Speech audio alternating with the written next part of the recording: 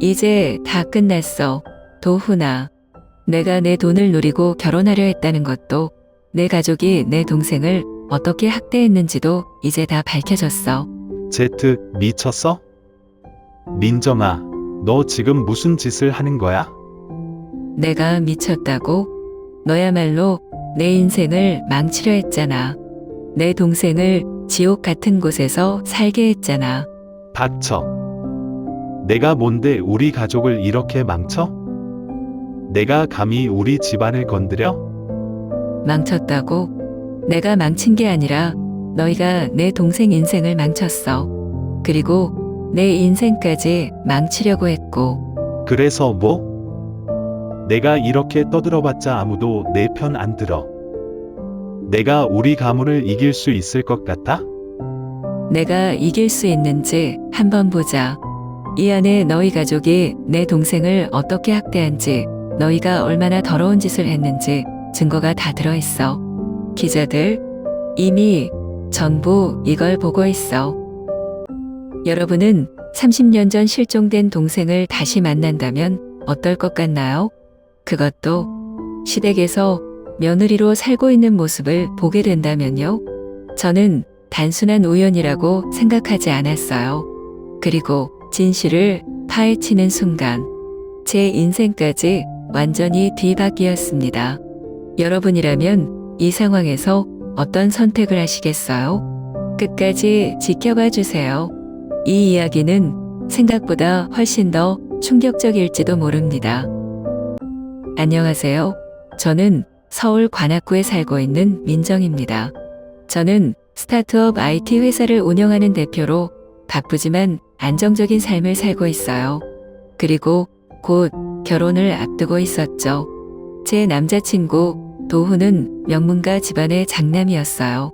그는 대형 로펌에서 변호사로 일하며 차분하고 이성적인 성격을 가진 사람이에요. 우리는 3년 전 한 비즈니스 네트워킹 행사에서 처음 만났어요. 처음엔 그냥 일 이야기만 나누다가 점점 가까워졌고 결국 연인이 되었죠. 도훈과의 결혼은 많은 사람들이 보기엔 정말 완벽해 보였어요. 부모님도 너무 좋아하셨고 친구들도 드라마 같은 결혼이네 라며 부러워했죠. 하지만 저는 단순히 그의 집안이나 직업 때문이 아니라 도훈이라는 사람 자체를 사랑했어요. 그러다 보니 결혼 준비도 큰 어려움 없이 잘 진행되고 있었어요. 한 가지를 제외하면요. 시댁 방문. 도훈의 부모님은 상당히 보수적인 분들이셨어요. 그 집안에서 며느리가 된다는 건 단순한 결혼이 아니라 그 가문의 일원이 되는 것을 의미했어요. 그래서 결혼 전 반드시 시댁에 정식으로 인사를 드리고 함께 저녁을 먹는 자리를 가져야 했어요. 솔직히 조금 부담스러웠어요. 명문가의 며느리라는 자리가 저와 잘 맞을지 걱정도 됐고요.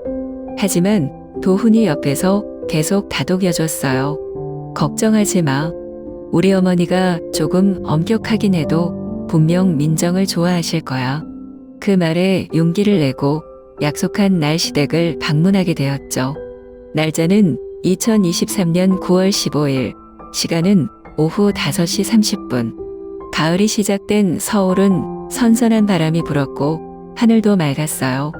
도훈의 부모님 집은 강남구의 고급 주택가에 위치한 3층짜리 저택이었어요.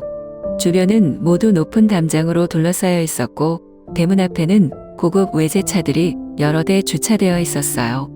솔직히 말하면 집에 들어가는 순간부터 숨이 조금 막혔어요. 너무 크고 너무 고급스럽고 너무 조용해서 오히려 불편하달까요? 도훈이 제 손을 꼭 잡고 말했어요. 긴장하지 마. 그냥 가족들이랑 편하게 이야기하고 나오면 돼. 하지만 정말 그렇게 간단한 일이 아니었어요. 대문을 지나 현관에 들어서자 넓은 거실이 보였어요. 고풍스러운 샹들리에 고급 가구들, 한눈에 봐도 비싸 보이는 그림들이 걸려 있었죠. 그때 시어머니 될 분이 환한 미소를 지으며 저를 반겼어요. 아이고, 민정씨. 얼굴이 참 곱네. 어서 와요. 겉보기엔 친절했지만 저는 순간 차가운 기운을 느꼈어요. 그 미소 속에 뭔가 계산적인 느낌이 있었거든요. 그때 주방 쪽에서 분주하게 움직이는 한 여성이 눈에 들어왔어요. 마른 체격에 고개를 푹 숙인 채 조용히 저녁을 준비하고 있는 사람.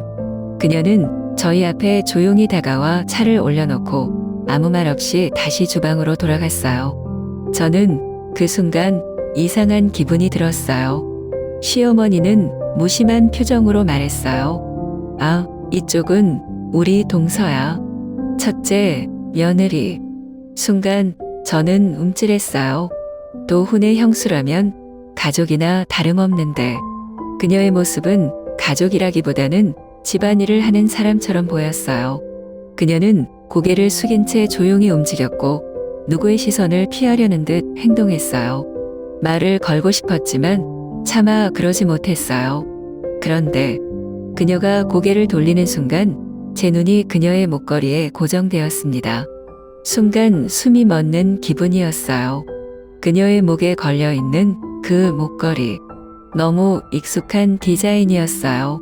너무 오랜 시간 동안 잊으려고 했던, 하지만 절대 잊을 수 없었던 그 목걸이. 그건 30년 전 실종된 제 여동생에게 제가 직접 걸어줬던 목걸이였습니다. 제 머릿속이 새하얘졌어요. 어린 시절 기억이 한꺼번에 떠올랐어요. 제가 4살 때 제게는 3살 어린 여동생이 있었어요. 그녀의 이름은 소윤. 소윤이는 항상 저를 따라다녔고 저희는 정말 단짝이었어요. 부모님이 바빠서 저희 자매는 서로에게 의지하며 자랐죠. 그런데 어느 날 소윤이가 사라졌어요. 놀이공원에서 놀다가 잠깐 한눈을 판 사이에 아무런 흔적도 없이 사라졌어요. 경찰도 찾지 못했고 부모님은 실종 전단지를 뿌리며 울기만 했어요. 그렇게 30년이 지나도록 우리는 소윤이를 찾을 수 없었어요. 소윤이의 흔적은 어디에도 없었어요. 어떻게 이런 일이 가능할까요? 그녀가 정말 제 동생이라면 왜 이 집에서 며느리로 살고 있는 걸까요? 왜 아무 말도 하지 않는 걸까요? 왜 아무도 모르는 걸까요? 머릿속이 복잡해졌어요. 도훈의 손을 놓고 다시 그녀를 바라봤어요. 그녀도 저를 보고 있었어요. 그날 이후 저는 조용히 형님에 대해 알아보기 시작했어요. 그녀가 정말 제 동생인지 확신이 필요했거든요. 하지만 시간이 갈수록 저는 점점 더 믿기 힘든 사실들과 마주해야 했어요. 저는 도훈에게 최대한 자연스럽게 형님에 대해 물어봤어요. 형수님은 원래 어디 출신이야? 잘 몰라. 그냥 어릴 때 입양되셨다고 하더라고. 입양. 부모님이 그 얘기 별로 안 좋아하셔. 그래서 우리도 잘 안 물어봐. 뭔가 이상했어요. 가족이라면서 형님에 대해 아는 게 거의 없다는 게 말이 돼? 그래서 저는 직접 알아보기로 했어요. 며칠 후 일부러 형님이 있는 부엌으로 갔어요. 그녀는 언제나처럼 고개를 숙인 채 조용히 일을 하고 있었어요. 형님, 잠깐 이야기할 수 있을까요? 그녀는 당황한 표정이었어요. 저랑요? 네, 잠깐이면 돼요. 저는 그녀를 마당으로 데리고 나왔어요. 고급스러운 정원이었지만 형님은 한 번도 제대로 이곳을 걸어본 적이 없는 사람처럼 보였어요. 형님, 혹시 어린 시절 기억이 나세요? 그녀는 잠시 말이 없었어요. 그러다 천천히 입을 열었어요. 저는 어릴 때부터 부모님이 없었어요. 어디서 태어났는지도 모르고요. 그럼 언제부터 여기 계셨던 거예요? 20살 때 처음 이 집에 왔어요. 20살. 네. 그때 저를 키우던 사람이 여길 가라고 했어요. 여기가 제 새로운 가족이 될 거라고 했어요. 새로운 가족. 하지만 그녀의 눈빛에는 전혀 가족이라는 따뜻함이 없었어요. 형님, 혹시 기억나는 이름 같은 거 없어요? 어릴 때 불렸던 이름이라든가.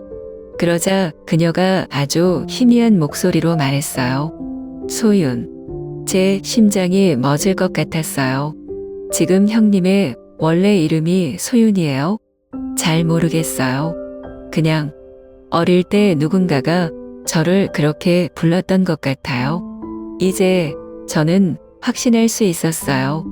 형님은 잃어버린 제 동생 소윤이었어요. 하지만 그녀가 살아온 삶은 제가 상상도 못할 정도로 끔찍했어요. 조금씩 그녀는 자신이 겪어온 일을 이야기해 줬어요. 어릴 때부터 저는 일을 했어요. 집안일, 밥 짓기, 빨래, 그리고 시장에서 물건 팔기. 어떤 가족이었어요? 가족이라고 할 수 없었어요. 그냥 제가 없으면 불편할 사람들이었죠. 그 사람들이 형님을 여기에 보내버린 거예요? 네.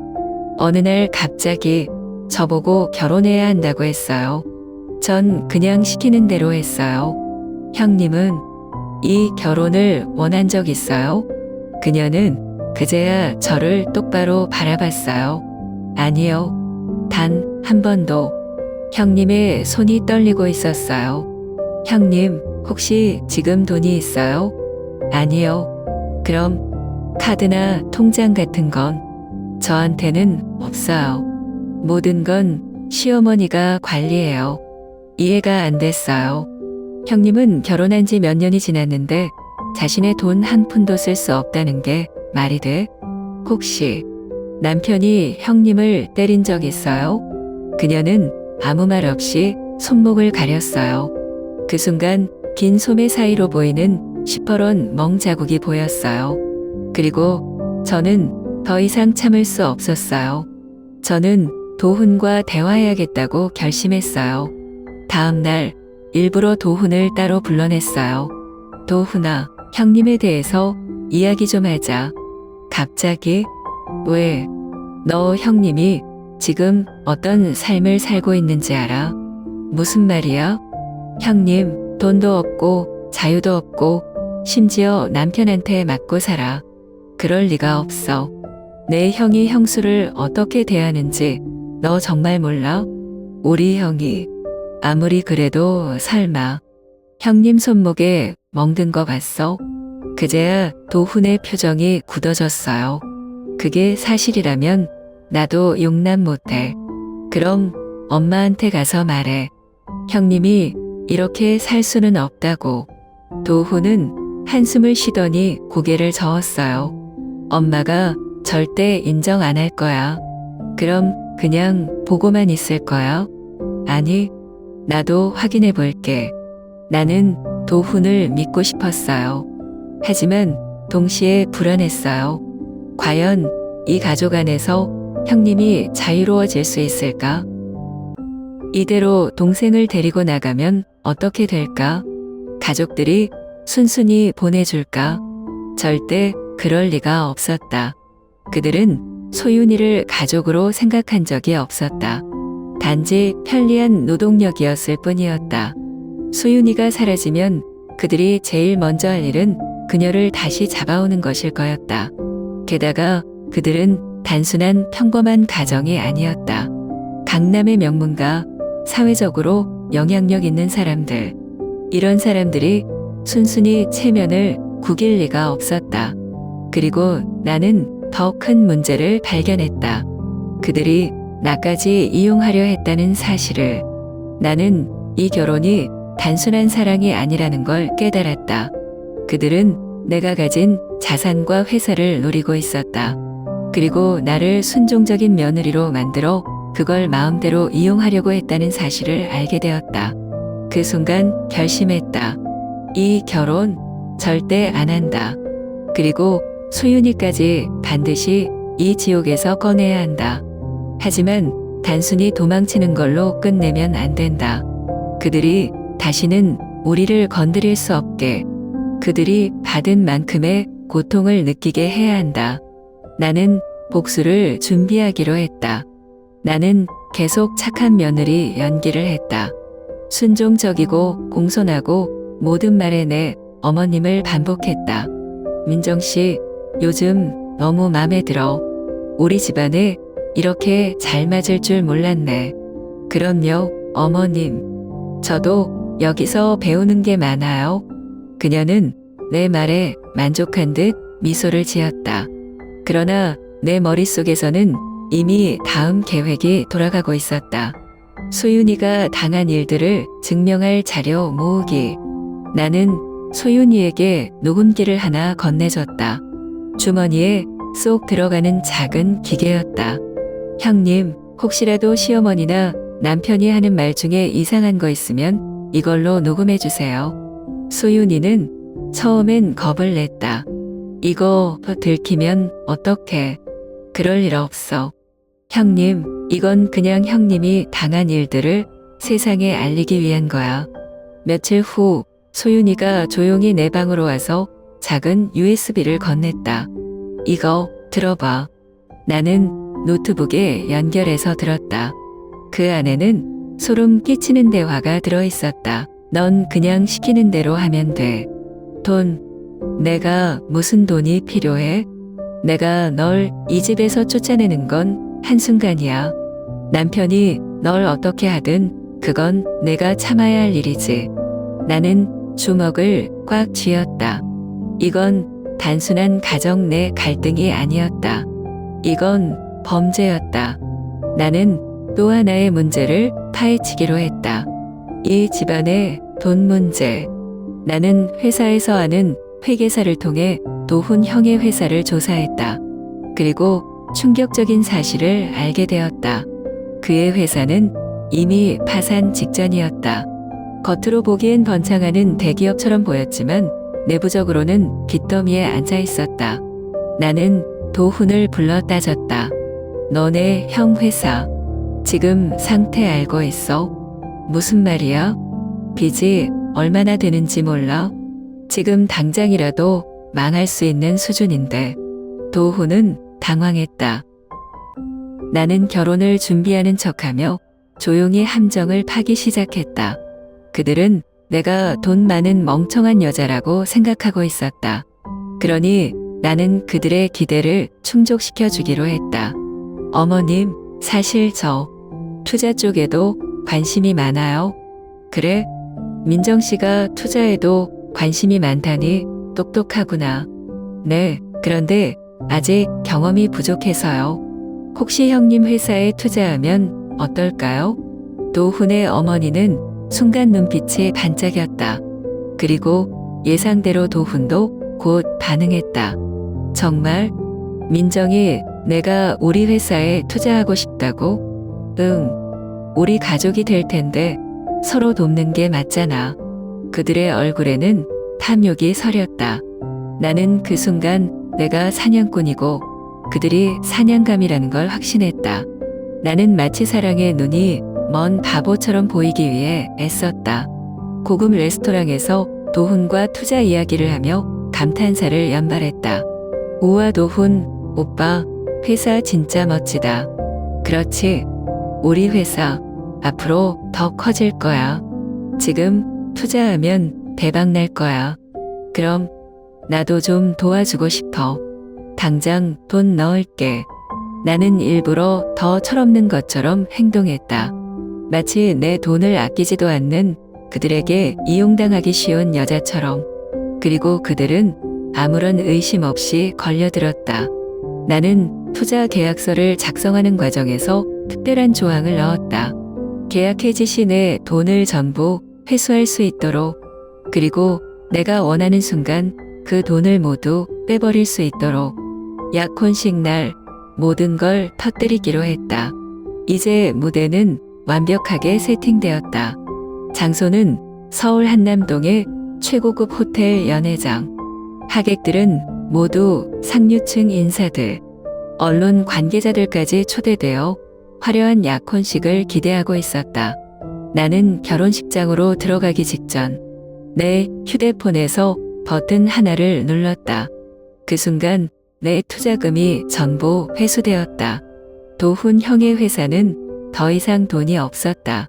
그들의 유일한 희망이었던 내 돈은 사라졌다. 그리고 이제 본격적으로 망신을 줄 차례였다.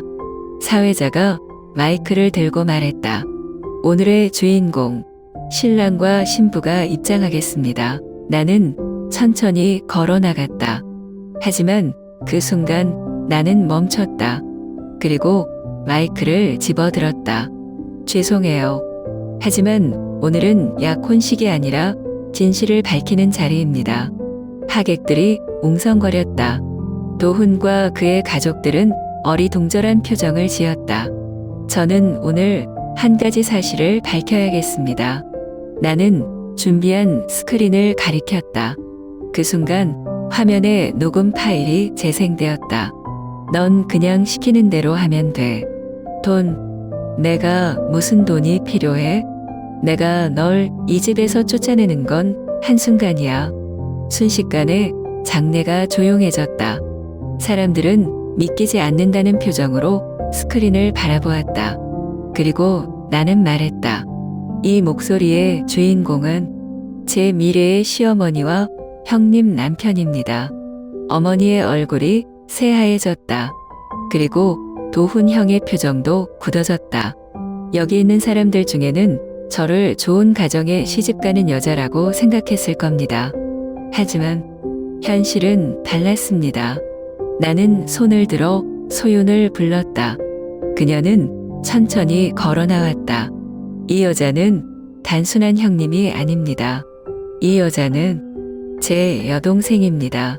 그 순간 도훈 어머니가 벌떡 일어났다. 말도 안 돼. 내가 무슨 소리를 하는 거야?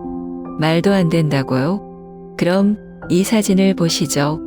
나는 어린 시절 찍은 사진을 스크린에 띄웠다. 소윤과 내가 함께 웃고 있는 사진이었다. 30년 전 제 동생은 실종되었습니다. 그리고 여기서 다시 만났습니다. 사람들은 충격에 빠졌다. 그 순간 기자들이 사진을 찍기 시작했다. 저 가정학대 맞습니까? 소윤 씨를 어떻게 대했습니까? 민정 씨, 이 결혼을 파기하실 건가요? 도훈의 어머니는 당황하며 소리쳤다. 아니야. 다 오해야. 도훈이 나를 붙잡았다. 민정아, 제발 그만해. 왜? 이제 와서? 너희 집안이 나를 이용하려고 했다는 것도 다 밝혀질 텐데. 그리고 너 나랑 결혼하려던 이유, 내 돈 때문이었지? 도훈은 말이 없었다. 도훈, 오빠, 내 회사, 이제 끝났어. 내 돈 다 회수했어. 지금 내 회사 계좌엔 10원도 없어. 그 순간 도훈의 얼굴이 완전히 굳어졌다. 그리고 하객들 사이에서 웅성거리는 소리가 커졌다. 저 집안 망하는 거 아니야? 아니, 저런 사람들인 줄 몰랐네. 결혼하려던 이유가 돈 때문이었다니. 그들의 모든 것이 한순간에 무너졌다. 나는 소윤의 손을 잡고 연회장을 나왔다. 기자들의 카메라 플래시가 번쩍였지만 이제 상관없었다. 소윤은 나를 바라봤다. 언니, 정말 이래도 돼. 우리 이제 자유야. 우리는 천천히 걸어갔다. 그리고 더 이상 뒤를 돌아보지 않았다. 그날 이후 그 집안은 완전히 몰락했다. 도훈 형은 회사에서 쫓겨났다. 도훈의 어머니는 사회적으로 완전히 매장되었다. 그리고 도훈은 더 이상 나를 볼 수 없었다. 나는 소윤과 함께 새로운 삶을 시작하기 위해 떠났다. 그날 약혼식을 박차고 나온 뒤 나는 한 번도 뒤돌아보지 않았다. 호텔 문을 나서면서도 기자들이 쏟아내는 질문 소리가 귀에 계속 맴돌았지만 더 이상 신경 쓰지 않았다. 나는 소윤의 손을 잡고 걸었다. 길 위를 걸으면서 내 머릿속에는 딱 한 가지 생각만 있었다. 이제 진짜로 끝났다. 도훈의 가족은 완전히 무너졌다. 그들은 더 이상 우리를 쫓아올 수도 위협할 수도 없었다. 도훈의 형은 결국 회사에서 해고당했고 그의 어머니는 사회적으로 완전히 매장되었다. 도훈은 마지막까지 나를 붙잡고 애원했지만 나는 단호했다. 도훈아, 나는 너랑 결혼할 생각 없어.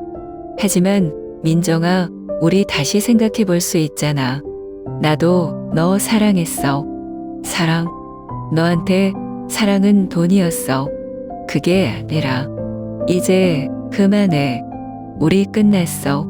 그렇게 나는 그들과의 모든 관계를 정리했다. 며칠 후 나는 소윤과 함께 법률사무소를 찾았다. 우리는 그녀의 진짜 이름을 되찾고 법적으로 그녀의 권리를 되찾기로 했다. 이제 내가 원하는 대로 할 수 있어. 언니, 진짜 나 이제 자유야? 그리고 형부랑도 이혼 절차 진행해야지. 그렇게 쉽게 될까? 쉽게는 안 되겠지. 하지만 끝낼 수 있어. 나는 이미 변호사와 상담을 마친 상태였다. 도훈 형의 회사가 망한 마당에 위자료를 충분히 받아내는 것도 가능했다. 게다가 학대와 경제적 착취에 대한 증거도 충분했기 때문에 소유는 법적으로 완전히 새로운 삶을 시작할 수 있었다. 그날 소유는 내 앞에서 이혼 서류에 사인을 했다. 그녀의 손이 떨리고 있었지만 표정은 어느 때보다 단단했다. 이제 진짜 끝났어. 이제 새로운 시작이야. 이혼이 확정된 후 소유는 내게 말했다. 언니, 나 다시 학교 가고 싶어. 학교? 사실 예전에 사회복지 공부하고 싶었거든. 나는 처음 알게 된 사실에 놀랐다.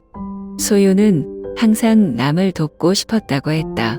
하지만 그동안 자신의 삶을 챙기기도 벅찼던 그녀는 꿈을 완전히 포기한 채 살았었다. 이제 형님도 하고 싶은 거 다 할 수 있어. 그럴 수 있을까? 그럼 내가 도와줄게. 그렇게 소유는 다시 학교에 입학했다. 나는 그녀가 꿈을 찾아가는 모습을 보며 정말 오랜만에 행복을 느꼈다. 나는 이 모든 일이 끝난 후 내 자신을 돌아봤다. 이전에 나는 항상 좋은 결혼을 해야 한다고 생각했다. 하지만 이제 깨달았다. 결혼이 내 인생의 목표가 될 필요는 없구나. 나는 도훈과 결혼을 준비하면서도 내 삶을 희생하고 있었다. 하지만 이제는 그럴 필요가 없었다. 그래서 나는 약혼을 완전히 파기하고 결혼 대신 내 인생을 다시 찾기로 했다. 엄마, 나 결혼 안 할 거야. 뭐, 갑자기 무슨 소리야? 아니, 갑자기가 아니야. 원래부터 이 결혼은 내가 원해서 한 게 아니었어. 하지만 내 나이 생각해 봐야지. 너도 안정적인 가정이 필요하잖아.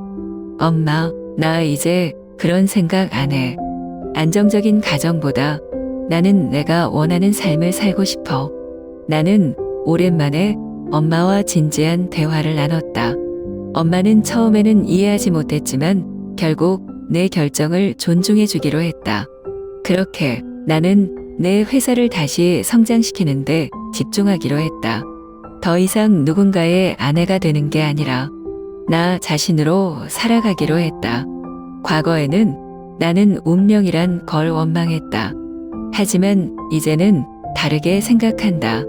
운명은 우리가 만드는 것이다.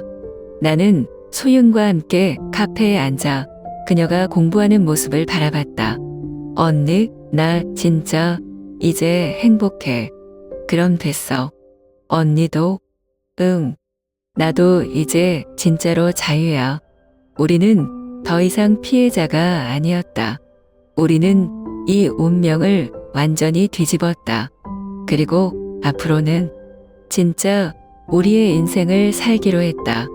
이제야 진짜 우리의 삶이 시작되었다. 약혼식을 깨고 소윤과 나는 새로운 삶을 시작했다. 소윤은 학교에 다니기 시작했고 나는 회사에 다시 집중했다.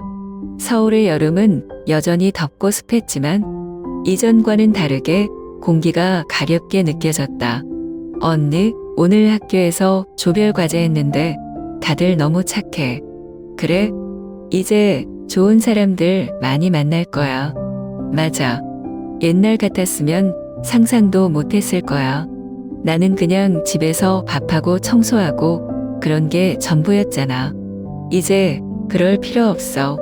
형님이 원하는 거 다 해. 그렇게 모든 게 평화로워지는 듯 했다.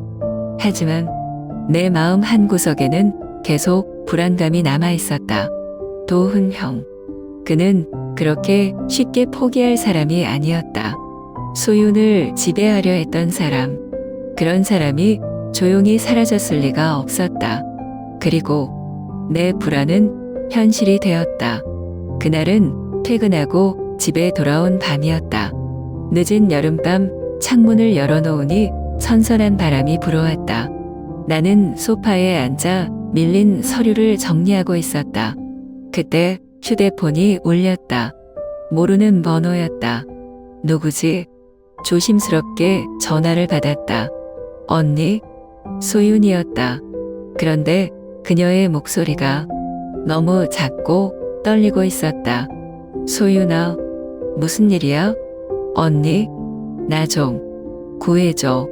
순간 등골이 서늘해졌다. 지금 어디야? 괜찮아. 소윤은 숨을 헐떡이며 주소를 보냈다. 그 주소는 그녀가 다니던 아르바이트 가게였다. 나는 망설일 틈도 없이 차 키를 들고 뛰쳐나갔다. 차를 몰고 도착한 곳은 강북구의 작은 카페였다. 거리는 한산했고 가로등 불빛만이 희미하게 거리를 비추고 있었다. 카페 앞에 도착하자 나는 숨을 삼켰다. 소윤은 카페 앞 인도에 무릎을 꿇고 있었다. 그녀의 얼굴은 창백했고 손은 떨리고 있었다. 그리고 그 앞에 서 있는 한 남자, 도훈의 형. 그는 위에서 소윤을 내려다보며 차가운 미소를 짓고 있었다. 내가 진짜 날 떠날 수 있을 거라 생각했어? 나는 서둘러 차에서 내렸다. 형님한테서 떨어져. 그가 나를 보더니 천천히 돌아섰다. 아, 이게 누구야? 우리 똑똑한 처제님 아니야? 그의 눈빛은 증오로 가득 차 있었다. 너희 둘이 나한테서 모든 걸 빼앗아갔지. 회사도, 돈도, 명예도. 그런데도 내 동생이 이렇게 행복하게 살아갈 수 있을 거라고 생각했나 보네. 형님한테 무슨 권리가 있어? 형님이 소윤이한테 한지 생각 안 나? 내 아내가 집 나간 걸 데려오는 게 뭐가 문제야? 이제 형님 아내 아니야. 이혼했잖아. 이혼. 그건 너희가 원했던 거지. 나는 동의한 적 없어. 나는 주먹을 꽉 쥐었다. 지금 경찰 부르면 어떻게 될지 알아? 그가 비웃었다. 경찰 부를 수 있으면 불러보시지. 그 순간 멀리서 경찰차 불빛이 보였다. 그의 얼굴이 굳어졌다. 경찰차가 멈추고 경찰관들이 내렸다. 신고받고 출동했습니다. 무슨 일입니까? 그 순간 도훈 형이 당황하며 소리쳤다. 아니, 오해야. 나는 그냥 내 아내랑 얘기하려고 한 거야. 나는 조용히 핸드폰을 꺼내 녹음 파일을 틀었다. 내가 진짜 날 떠날 수 있을 거라 생각했어? 너희 둘이 나한테서 모든 걸 빼앗아 갔지. 내 아내가 집 나간 걸 데려오는 게 뭐가 문제야? 경찰이 도훈 형을 바라봤다. 지금 본인 발언이 녹음된 거 맞죠? 아니, 그게 목격자도 있고 피해자 진술도 확보할 수 있으니 동행하시죠. 경찰은 그의 손목에 수갑을 채웠다. 그 순간 나는 드디어 실감했다. 이제 정말 끝났구나. 소윤은 여전히 바닥에 앉아 있었다. 나는 그녀에게 다가가 손을 잡았다. 이제 괜찮아. 소윤은 아무 말 없이 나를 꼭 끌어안았다. 그녀의 온몸이 떨리고 있었다. 언니? 이제 진짜 끝난 거야? 응, 이제 진짜 끝났어. 그날 이후 도훈 형은 법적인 처벌을 받았다. 접근 금지 명령이 내려졌고 그는 더 이상 소윤에게 다가올 수 없었다. 나는 처음으로 안심할 수 있었다. 이제야 진짜로 소윤이 안전하다는 걸. 어느 날 우리는 한강 공원에서 커피를 마시고 있었다. 소윤은 하늘을 올려다보며 말했다. 언니, 나 이제야 숨을 쉴 수 있는 것 같아. 그러게, 이제야 진짜 평화롭다.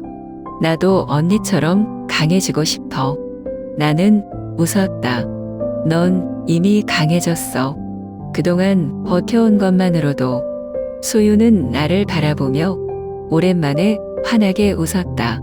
우리 앞에는 이제 진짜로 새로운 미래가 펼쳐지고 있었다. 폭풍은 지나갔다. 이제 정말로 평온한 삶이 시작될 차례였다. 그 일이 끝난 후 나는 소윤과 함께 서울을 떠나기로 결정했다. 너무 많은 기억이 남아있는 이곳을 벗어나지 않으면 완전히 새로운 삶을 살 수 없을 것 같았다. 언니, 정말 괜찮겠어? 회사는 어쩌고? 괜찮아. 요즘은 원격으로도 충분히 일할 수 있어. 그리고 나도 이제 뭔가 새롭게 시작하고 싶어. 우리는 부산으로 내려갔다. 서울보다 공기가 더 탁 트인 곳, 매일 바다를 볼 수 있는 곳, 부산 해운대 근처에 작은 아파트를 얻고 새로운 집에서 조촐한 첫날을 보냈다. 소유는 창문을 열고 바다를 바라보며 말했다. 여기 공기 너무 좋아. 그치? 이제 우리 여기서 다시 시작하자. 응, 이제야 진짜 자유로워진 것 같아. 그렇게 우리 자매의 새로운 삶이 시작되었다. 과거의 소윤을 떠올리면 항상 고개를 숙이고 주눅 들어있던 모습만 떠올랐다. 하지만 이제 그녀는 완전히 달라졌다. 소윤은 정식으로 이혼을 마무리 짓고 자신의 본래 이름을 되찾았다. 더 이상 누군가의 아내가 아닌 자신의 삶을 살아가는 한 사람이 되었다. 그리고 그녀는 대학에 다시 입학했다. 사회복지학과. 자신처럼 어려운 상황을 겪은 여성들을 돕고 싶다는 이유에서였다. 언니, 예전에는 내가 뭘 할 수 있을지 생각도 못했어. 그냥 하루하루 버티는 게 전부였거든. 이제는 하고 싶은 거 다 해도 돼. 그럼 나 진짜 할 수 있을까? 당연하지. 형님보다 강한 사람이 어딨어. 그녀는 눈을 반짝이며 말했다. 나 이제 진짜 살고 싶어. 나는 그 말을 듣는 순간 그동안의 모든 아픔이 의미가 있었음을 깨달았다. 부산에서의 생활이 안정될 무렵 나는 해운대 근처 카페에서 일하고 있었다. 그때 낯익은 목소리가 들려왔다. 오랜만이네. 고개를 들어보니 도훈이었다. 그는 예전의 도훈이 아니었다. 반듯한 정장 대신 헐렁한 옷차림, 깔끔했던 얼굴엔 수염이 자라있었고 눈빛은 피곤하고 공허해 보였다. 잠깐 이야기할 수 있을까? 나는 잠시 그를 바라봤다. 그리고 조용히 고개를 끄덕였다. 우리는 카페 한쪽 자리에서 마주 앉았다. 그는 한참 동안 아무 말 없이 커피잔을 만지작거렸다. 넌 잘 지내? 응, 아주 잘 지내. 그래, 다행이다. 그는 고개를 떨궜다. 그리고 조용히 입을 열었다. 나 많이 후회해. 나는 조용히 그를 바라봤다. 너무 늦었어. 알아. 하지만 그래도 한 번은 사과하고 싶었어. 그의 눈빛은 진심 같기도 했고 어딘가 또 다른 의도가 숨겨져 있는 것 같기도 했다. 나는 한참 동안 그를 바라보다가 조용히 자리에서 일어섰다. 사과할 수 있는 기회는 이미 지나갔어. 민정아, 이제 우리 각자 갈 길 가자. 나는 더 이상 그의 말을 듣지 않았다. 그리고 카페를 나와 바다 쪽으로 걸어갔다. 그 순간 문득 머릿속을 스치는 생각이 있었다. 정말 모든 게 끝난 걸까? 우리 자매는 지옥 같은 시간을 겪었다. 그리고 마침내 새로운 삶을 찾았다. 하지만 정말 이게 끝일까? 도훈은 진짜 후회하는 걸까? 아니면 또 다른 속셈이 있는 걸까? 나는 정말 이 모든 걸 잊고 완전히 새로운 삶을 살아갈 수 있을까? 소유는 이제 자신의 길을 찾아가고 있다. 나는 정말 과거를 완전히 정리한 걸까? 아니면 또 다른 폭풍이 다가오고 있는 걸까? 이 이야기는 여기서 끝난 걸까? 아니면 아직 남은 이야기가 있을까?